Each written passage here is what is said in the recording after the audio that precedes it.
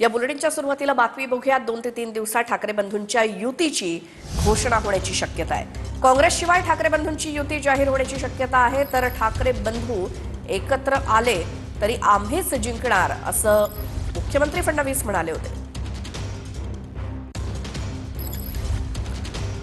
माननीय उद्धवजी ठाकरे साहेबांनी मागच्या 1.5-2 वर्षापासून अतिशय मायक्रो प्लॅनिंग याच्यासाठी केलेलं आहे.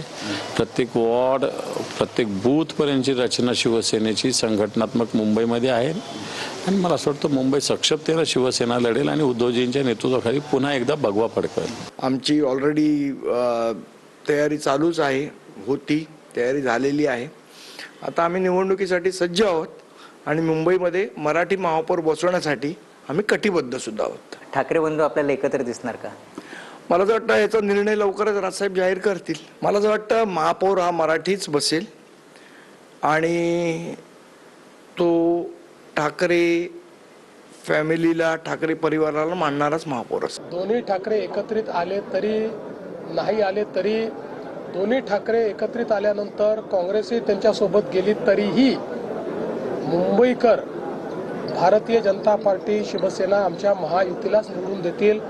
कारण आमचा कारभार, आम्ही केलेला मुंबईचा विकास आणि मराठी माणसाचं आम्ही जोपासलेलं हित हे सामान्य मुंबईकरांनी पाहिलेलं असल्यामुळे मुंबईकर आमच्यासोबत राहतील. कुणी काय एकत्र आले किंवा काय झालं याला अर्थ नाही आहे. मुंबईची, महाराष्ट्राची जनता ही डबल इंजिन सरकारच्या विकसित धोरणाच्या मागे उभी आहे.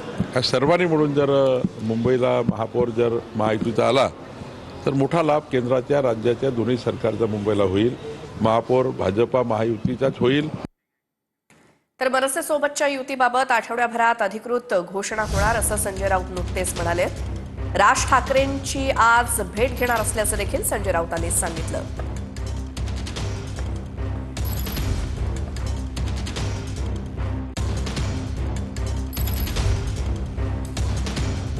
उद्धव ठाकरे, राज ठाकरे यांच्या राजकीय युतीची अधिकृत घोषणा कधी होणार? येत्या आठवड्यामध्ये ती घोषणा व्हायला हरकत नाही.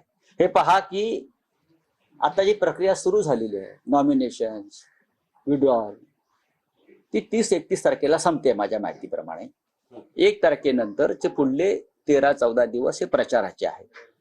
आता जे 2 पक्ष प्रमुख एकत्र येतात त्यांचा काहीतरी कार्यक्रम ठरलेला असेल ना घोषणा करण्याचा, की हे आम्ही एकत्र आहोत, अशा पद्धतीने आम्ही जागा वाटप केलेलं आहे. ही भूमिका आमची मराठी माणसासंदर्भात आम्ही एकत्र येऊन काम करण्याची घेतलेली आहे. हे जर असेल तर तुमच्या मनामध्ये अशा शंका येता कामा नयेत. आता महानगरपालिका निवडणुकीच्या पार्श्वभूमीवर ठाकरेंच्या शिवसेनेच्या मुंबईतील पदाधिकाऱ्यांचा मेळावा आयोजित करण्यात आलाय. वरळीच्या डोममध्ये मुंबईतील पदाधिकाऱ्यांचा मेळावा होणार असून करून दाखवलंय ते अभिमानानं सांगूया असं मेळाव्याचं शीर्षक आहे.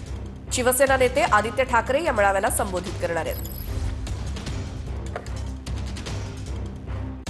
त्यानंतर एक महत्वाची बातमी आहे. रहमान डकेत कोण आणि मुंबईमध्ये मुंबई कोणाला लुटायची हे सर्वांना माहिती आहे असं संजय राऊत म्हणाले. ते म्हणतायत रहमान डकेत कोण आहे. एकनाथ शिंदेंच्या टीकेला संजय राऊतांनी हे उत्तर दिलं. रहमान डकेत कोण असं म्हणत सर्वांना ते माहिती आहे असं एकनाथ शिंदे म्हणाले होते.